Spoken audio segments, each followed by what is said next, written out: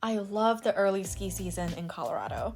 The snowmaking is incredible and we always open very early. For 3 years in a row now, I got to ski snow in October. And maybe this is an unpopular opinion, but I am a fan of man-made snow here. Sure, it's a little crowded, but I just love being on the snow as soon as I can. This year, I got to hit 5 opening days in Colorado by November 10th, and today we are going to rank them. If you are new here, I am an intermediate skier that spends most of the season in Colorado. Check out my channel if you're curious what I normally like to ski. Before we begin the rankings, I want to talk about the 2 opening days I missed.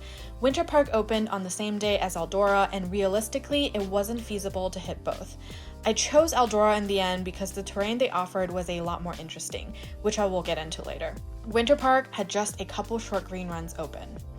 The other opening day I missed was Loveland. They opened just 1 green run, but from my experience at both resorts, I would say Loveland probably would have been more interesting than Winter Park. Unfortunately, I did not end up checking it out because they opened on the same day as Breck and Vail. Even though I did not end up going to these 2 resorts, I do think that the 5 I did go to had better terrain open anyway. Okay, now let's start with number 5, which is A-Basin. This really pains me because A-Basin is probably my favorite place of all time. They were the first to open and the vibes were indeed awesome. But the opening day terrain was really pretty limited. While it was cool to see a blue run open, at 600 feet of vertical drop, it was pretty short. The biggest issue I had, however, was how crowded the run was, and people were not slowing down. The line was by far the longest out of all of the opening days, 20 to 30 minutes versus under 10 minutes for all the other ones. Though to be fair, it was a Sunday where no other ski resorts were open. That said, it was exciting to be on snow again after a long summer, and you can tell that everyone shared that excitement. At number 4, we have Breckenridge. Breck had decent terrain open for their opening day with 2 lifts serving 2 blue runs that funneled into 1 green run. The total vertical from top to bottom was around 1,300 feet. The blue runs were easy and not crowded. They were short but really fun. However, once the green section began, it was extremely crowded. One of the lifts open goes just to the top of the green run. Combine that with people coming down from the 2 blue runs, the green run was basically a death trap. Although they did leave a little ungroomed section on the side for people brave enough to ski through some obstacles. The lines for me were okay, and I never waited more than 5 minutes going through the single line. Next in number 3, we have Vail.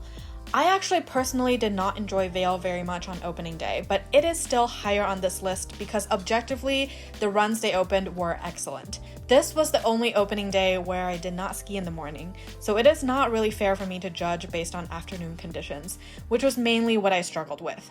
For me, the runs were a little slick and icy feeling, and that amplified my anxiety of skiing close to other people, even though the runs were really not very crowded when I was there. Vail opened a green run and a blue run, which were both wide with excellent coverage. The blue run also had some sections on the side with steeper pitch that I enjoyed. The wait time tended to be long during early season in Vail. Even at 2:30, I waited 7 minutes in the single line, so I can just imagine what it was like earlier in the day. And at number 2, we have Eldora. This might be a little surprising to some people, but Eldora really hit it out of the park this year. For starters, they opened a full 2 weeks earlier than they planned on November 3rd. Not only that, they had 2 blue runs with a total vertical of 1,000 feet open. Well, it's 1 blue run that splits off into 2 runs, but it basically skis like 2 runs. The opening day conditions were excellent and the coverage was perfect. There were no lines after the first chair wave, so you could get a lap done really quickly. I skied 5 runs in about 40 minutes.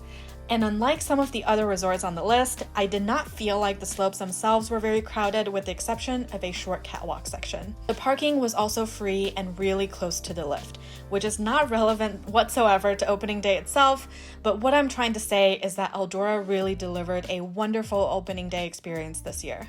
Nothing fancy, just really good skiing. Finally, at number 1, we got Keystone. For me, Keystone takes the crown every single year easily.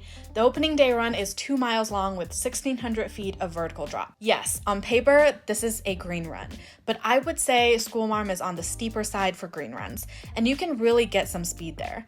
Not only that, the run is wide, and in the past 3 years, the opening day coverage has been absolutely perfect. My first run down this year was amazing. It wasn't very crowded, so I could do some wide turns and push my speed a bit. By my second run, it got pretty busy. But when I came back in the early afternoon, the slopes were cleared out again and I barely had to wait in the lift line. A lot of the times we go to these early season opening days to stretch our ski legs and bask in the excitement of the ski season starting, but at Keystone, you are going there to really ski for the first time. It is always the opening day that I look forward to the most.